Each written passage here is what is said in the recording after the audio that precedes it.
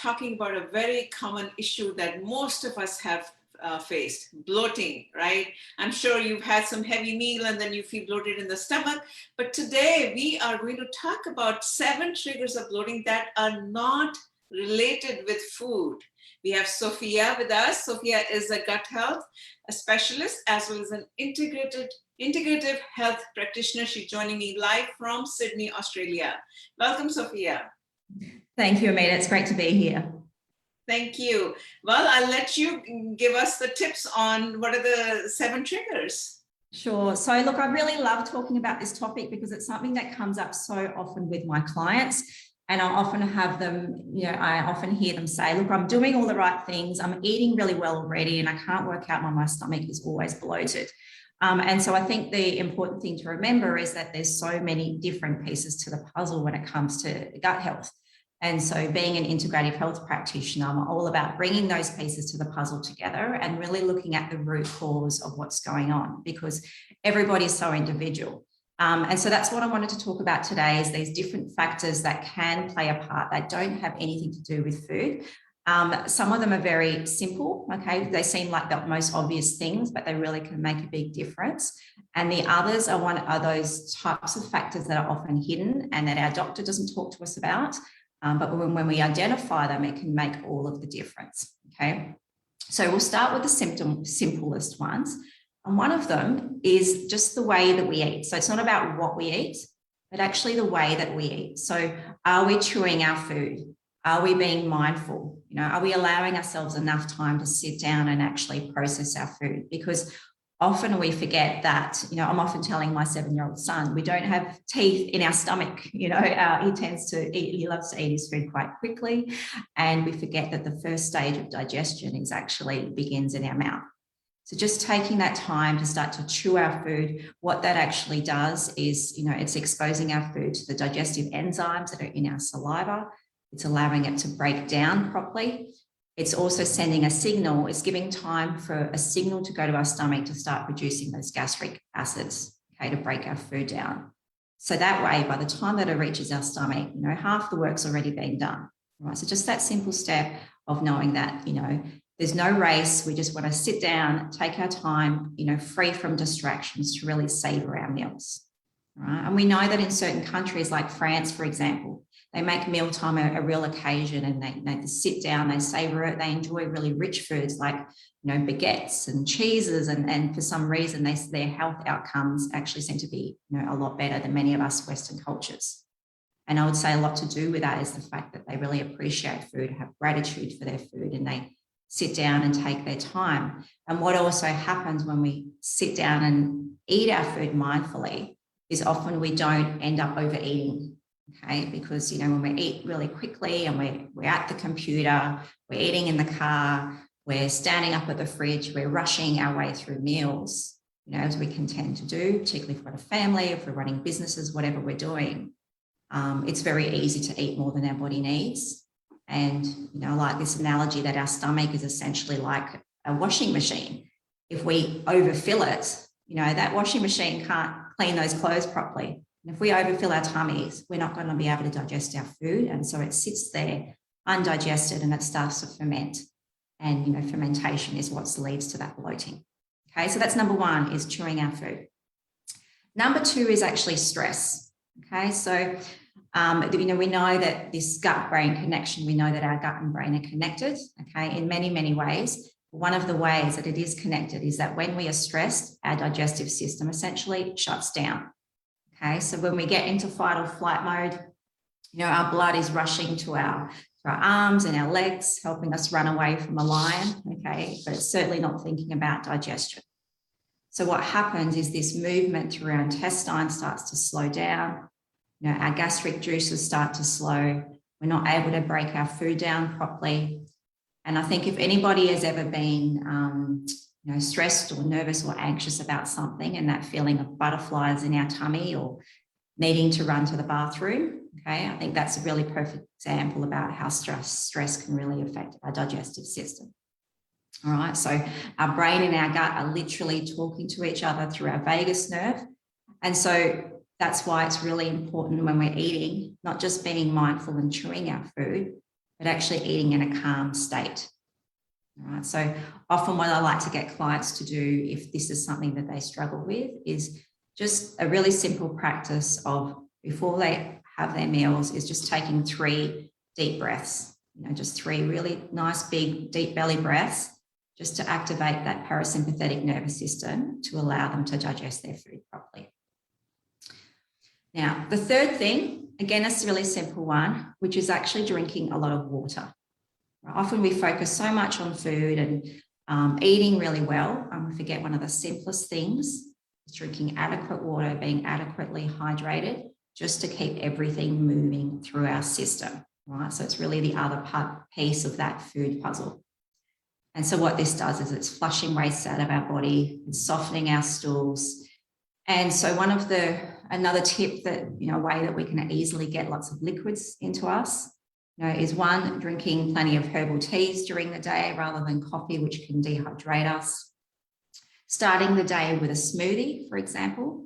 Okay, so smoothies are a really great way to start the day, particularly if they're in low sugar fruits like berries. Okay, not overdoing it with the sugary fruits. But the reason for that is that we're starting our day hydrated. It's pre-digested. It will, keep things moving through our body in that early part of the day when we're in that detoxification mode. Right, so we've talked about stress, we've talked about chewing properly, we've talked about water. Now, number 4 is medications. Okay, so I'm not here to tell anybody to go off their medications or not speak with their doctor about that, but it is really important to know that there are certain medications that will actually compromise our gut health, particularly over time.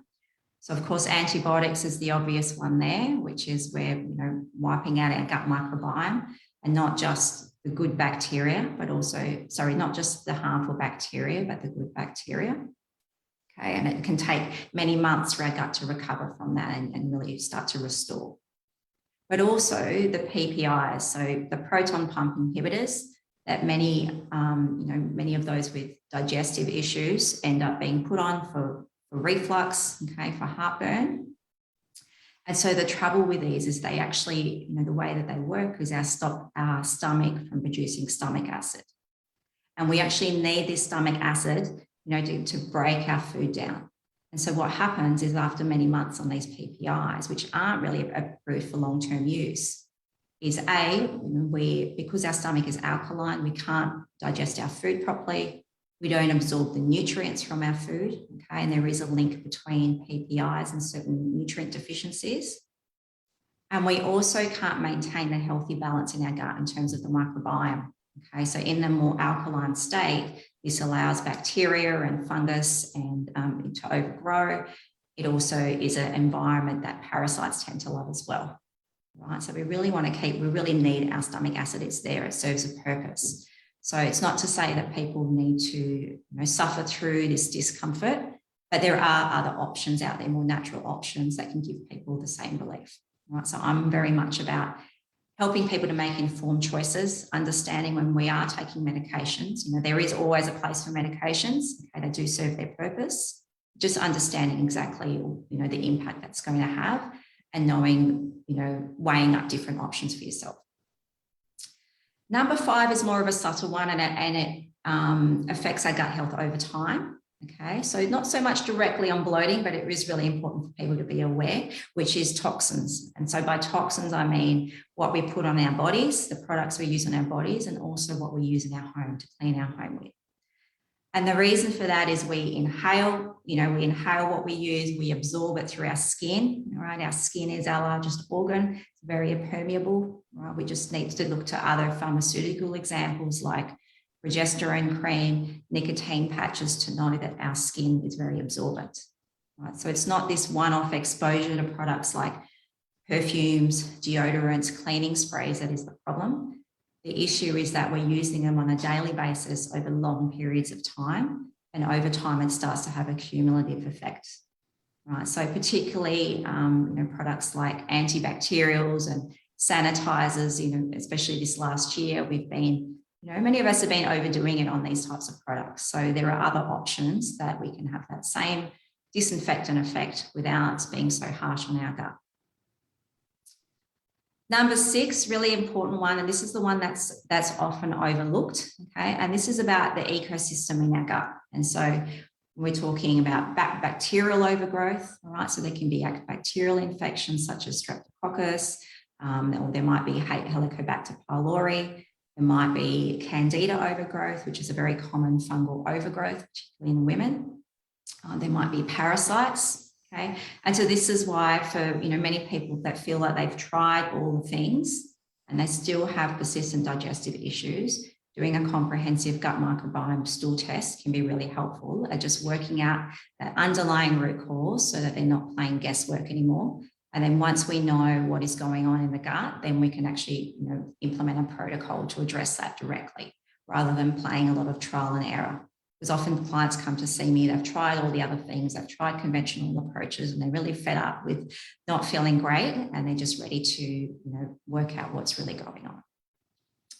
And the last one really comes back to the way that we think. And so it's our mindset.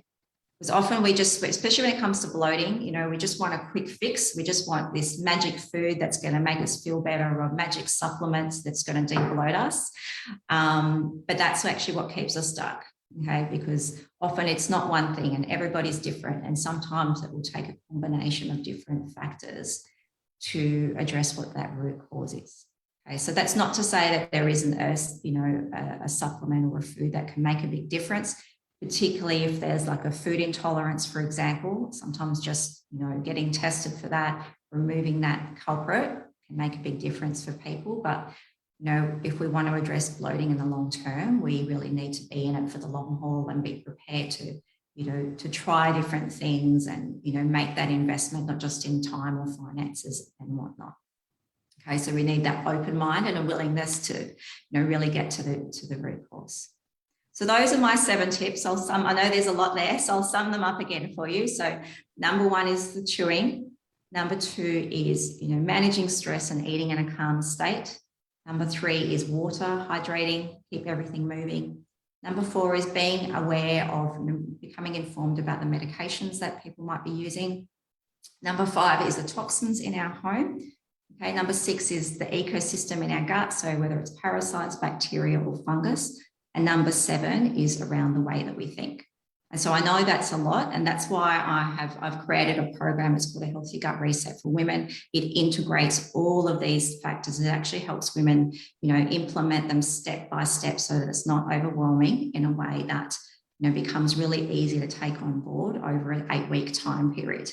Okay, so if anybody would like help in putting that into practice and they don't know where to begin, and they want that support along the way, that's what I love to help people with.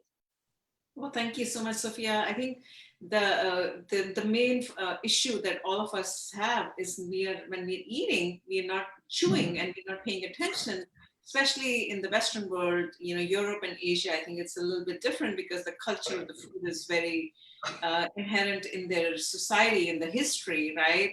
But all of us living in the Western world, we are just gulping our food down while we are trying to multitask. It's almost like a distraction. The food time is almost like a distraction. It's not the main focus of what we are supposed to do. Absolutely. And, in other cultures, it's more than just the food. It's what it represents. It's coming together as a family. It's spending time together. It's taking time to, recharge our bodies and nourish our bodies as well. So that symbolism is quite, I think, really beautiful to see. Absolutely. Well, thank you so much. This is just a quick 10-minute session that we bring on a daily basis on different topics. Let us know how we are doing, and we will be coming up with a workshop also, the same topic with Sophia. So stay tuned, and thank you everyone, and have a great evening. Bye-bye now. Thanks, Amanda. Bye-bye.